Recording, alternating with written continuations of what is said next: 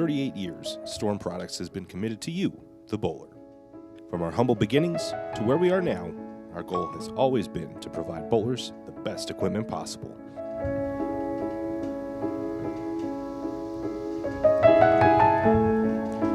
Our DNA makes us who we are. It is the very root of our existence. From where it began,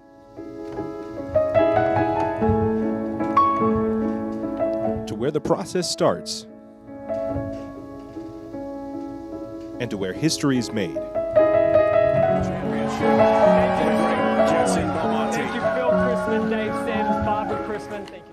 If bowling and giving defines who we are, then it is technology that fuels us to keep moving forward. Hank Boomershine walks us through some of the technological milestones we've seen here at Storm Bowling Products. Leader in the industry. We always pride ourselves in technology, but we really pride ourselves in being, and we've talked many times about being the bowler's company.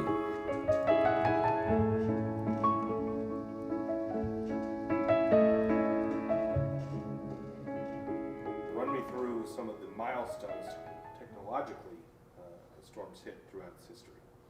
I mean, first and foremost, Storm's been probably the longest continuous manufacturer of reactive urethane bowling balls.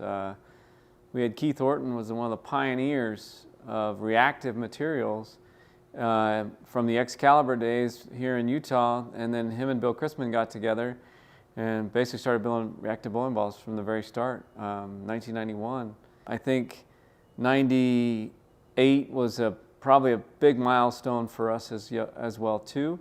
That was a William Deacon and a Keith Orton and a Mike Truitt, and part of the R&D team developed a split density asymmetric ball. So El Nino was that very first one of the flagships of unique asymmetry to come out of Storm Products, and that kind of rocketed us forward in technology and ball motion. And then the rad discs were the first of those, and they were very quick spinning balls, spun up very fast, and something that gave a tremendous amount of ball motion in the day. And that a lot of that's been that weight block technology we've talked about. And one of my first designs to come out of this building that was the nucleus core on the rotogrip side, which was an elliptical mass bias ball. And that ball, that was technology that some of the others in the industry was like, why are you doing that? And I said, we were trying to make a shape that was very strong in its preferred spin axis, but worked for a lot of different styles of players. We also had some milestones around that 2008 time frame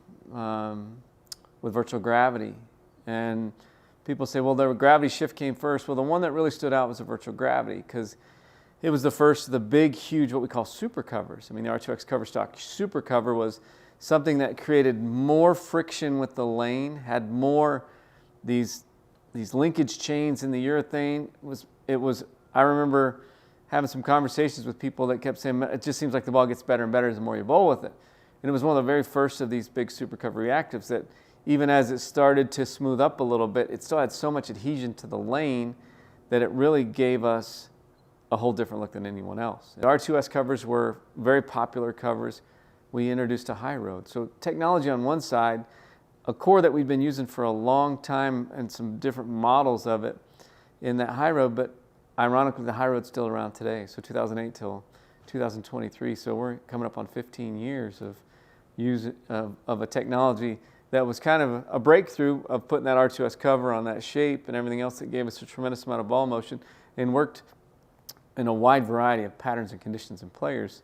The virtual gravity shape was such a good shape, and we had it in a lot of different covers. I think the one that really stood out in technology-wise, 2011, was the virtual gravity nano. So it was the first time we used nanotechnology.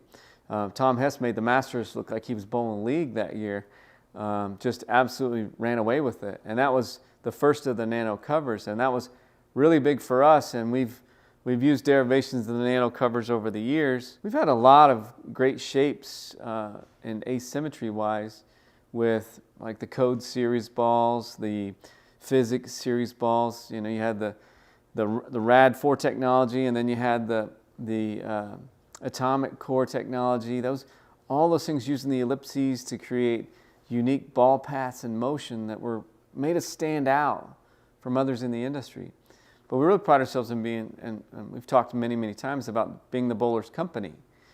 And that fuels us to make sure that we make the best products in the industry, and we continue to move forward with technology. And we saw even this year in 2023, we've seen the introduction of a Sentinel core in the Absolute and a Supercoil core that's found in the DNA. Those are two, once again, unique shapes in technology that kind of keeps pushing us farther and farther forward. And there's a lot more things to come. And the R&D side of what we're doing right now is there's some technology out there that's going to be years and leaps ahead of what we've done in the past. And we're just looking forward to what the future holds. And we're looking forward to Storm Products delivering the absolute best technology and the best products in the industry.